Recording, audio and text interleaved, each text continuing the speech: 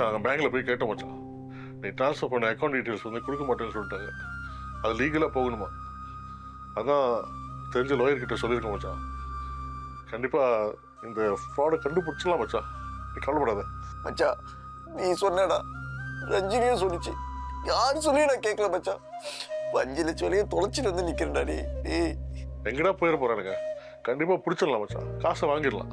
நீ டென்ஷன் ஆகாத மச்சான். அதெல்லாம் கிடைக்காது மச்சான். இல்லை, அவன் கால் பண்ணுறேன், இன்னொரு வாட்டி கால் பண்ணி பார்க்குறேன்.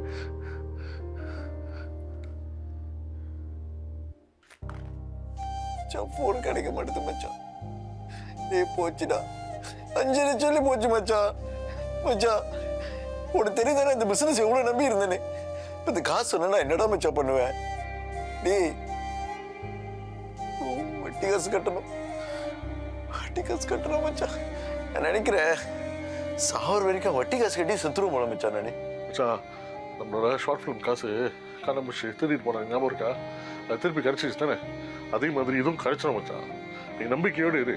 டேய் போடா மச்சா, இதுக்கு என்னதான் மச்சான் காரணம்? முட்டாள்தானே தான் காரணம்.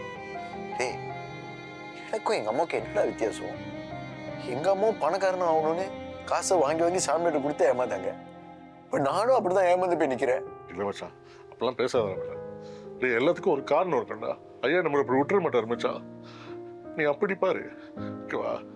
கண்டிப்பா இந்த காசு திருப்பி கிடைச்சிடும் மச்சான்.